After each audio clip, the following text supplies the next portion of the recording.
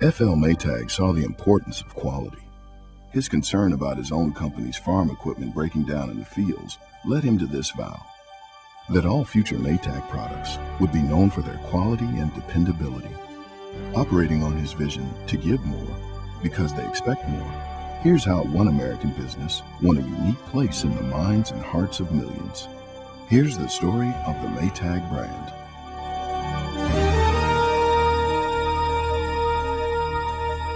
The thing to remember is that this brand didn't arrive the day we all arrived at Maytag, that this is a very old brand, a very established brand, and that has taken people over the years to nurture that brand.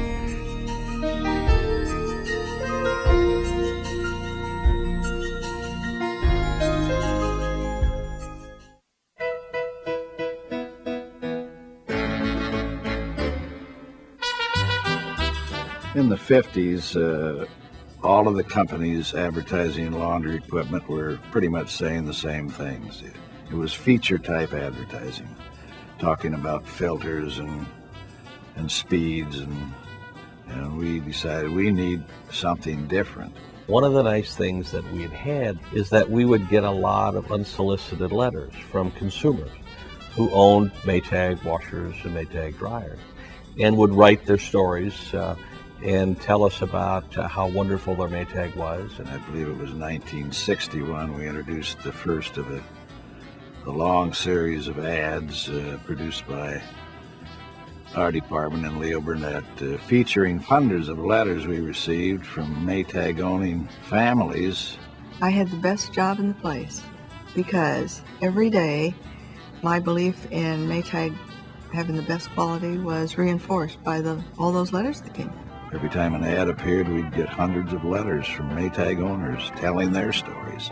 When I was a child in this New Hampshire town, my mother had a Maytag wringer-type washer. It had a square aluminum tub. We were a very large family, and that washing machine just went and went. We had the Lennon sisters in several ads, and it just grew by itself.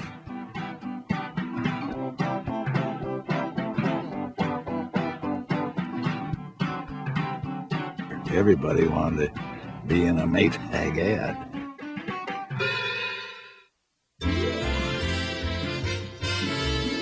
As television began to take over in the mid to late 60s, I think they looked for another way to talk about dependability. In some of the earlier ones, they tried to translate the dependability letter sort of thing to television, and without a great deal of success. And I went into Chicago and met with Leo and some of the top people, and I said, the advertising is okay, but it isn't setting us apart. It isn't getting across the story that we're getting out of the print ads. And then the idea of the Maytag repairman came about. Left, pace! Clark, Goldstein, Pazinski, McDougal, Svensson. Yeah. At ease, men. And it was this old character actor, Jesse White, and he was marching these men in to a room, and there was a Maytag washer sitting there.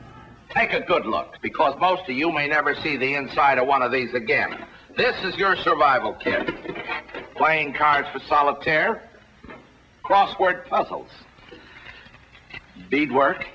It was just well done. This actor, Jesse White, is a funny guy.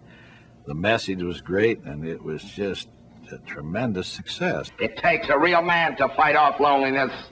A Maytag repairman. The loneliest guy in town. Well, I think we zeroed in on a campaign from an advertising standpoint, determined that dependability was really our niche. Somewhere there's a Maytag that's going to break down just for you. You really think so? I know so. When everybody else was changing their campaigns, we stayed with what we had, what was working, and it certainly has paid off in the long run. What? You can't get your Maytag washer started? I'll be right over. Good morning, ladies. I get to fix a Maytag. It was a smash. It was a great success. The awareness on Maytag just went sky high. Well, let's look at the picture. Uh-oh. Lady, this is what's wrong. You gotta keep it plugged in. Well, I fixed the Maytag. What's necessary with cultural icons, especially advertising icons, is a fierce protection of that idea, of the execution of the idea. And those icons that have been protected the best are the ones that have endured the longest. Kellogg's Sugar Frosted Flakes are great! Ho, ho, ho. Green Giant. The Green Giant, and certainly Oh Lonely. What they all have are those human strengths and human weaknesses, foibles and little vanities that make them endearing and make people like them. Maytag is definitely a part of popular culture.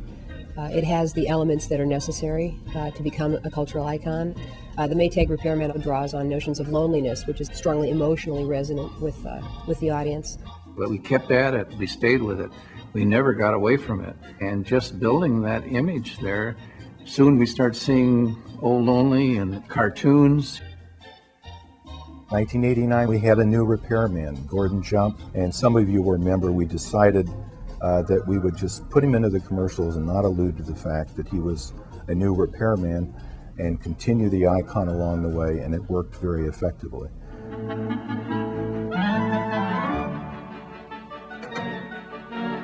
Through the rain and hail, sleet and snow, the Maytag repairman will always be there, even if the only thing he gets to fix is lunch. And I thought, what a clever idea. Even when all he ever gets to fix is lunch. The hope is to develop a personality such that customers can develop a relationship. They become a friend with the brand. They will start to trust the brand. Maytag repairmen own the finest tools, and sometimes they even get to use them. Our message over the years has been very consistent. What the brand stands for hasn't changed from year to year to year, so we've got a longevity not only of the product but of the message itself. We kept them entertaining. We rewarded the viewer with a smile, and yet we got our message across.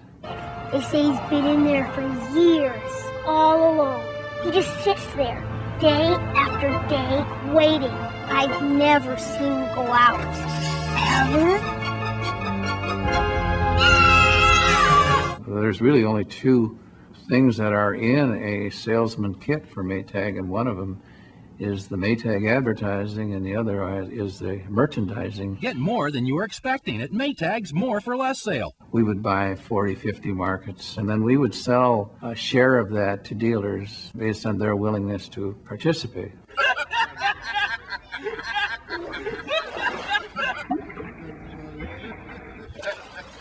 Wow, that's a lot more than I was expecting. And the salesmen were excited when we offered them spot television. And this relationship between Maytag and the dealers has always been a kind of a very special thing. There's a very, very big evolutionary aspect to whether or not an idea gets embedded in the culture or not. The idea has to stay the same, but it evolves as society evolves. The Maytag Neptune. The execution of the idea must evolve with the culture if it's going to stay fresh. For powerful stain removal that's out of this world. They're never going to believe this. We knew that we had to design the brand for the future. So we embarked on this tremendous project to take a holistic view of that. I came back at a really interesting time because the brand had evolved and what consumers wanted from the brand had changed. We had products that were doing more than just being dependable. And so it seemed like a time that we should evolve the character, the repairman character. Gordon Jump is contemplating retirement. And this new guy, or this new apprentice, has actually been in to help him out a little bit. This kid seemed to look like the one with the most promise to cut the mustard. I'm going to treat him just like you were my own son. I admire you greatly. You'll get over it. The way that these guys approach the job is different. Gordon Jump sits at his desk, he's lonely, he's got his feet up, and this new guy actually is on sort of a quest to figure out why Maytag keeps one-upping him.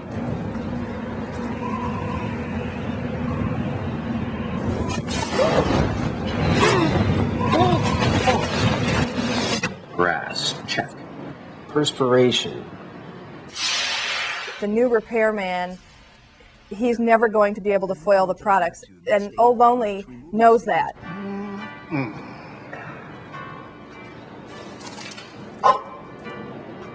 Thanks. Well, at least the new kids keep me busy. This is a big deal for the brand, and what we're holding in the palm of our hand is major equity with the Maytag Man. The Maytag Man is the longest running icon in television advertising history, and because of that, we've taken this project very seriously. What's important in developing a brand, and more importantly in maintaining a brand, is knowing the characteristics, and a few of those are consistency. You have to understand how customers see your brand, what they rely on, and really know it intuitively and in your gut what your brand stands for, and then never disappoint customers. Always deliver on that and guard jealously those things that they count on. Lonesome repairman? The Maytag repairman. He never works. He sits there and waits for my phone call. He has nothing to do. Apparently because they don't break. I mean, it's good product. The product is dependable. My wife is still using it. A darn thing won't break. Reliable. It's about 20 years old and still running. So I would say she's had a Maytag for 25 years. Keeps the man out of business. It won't break. They have the older gentleman and then they have the new guy. The loneliest repairman. The Maytag Man.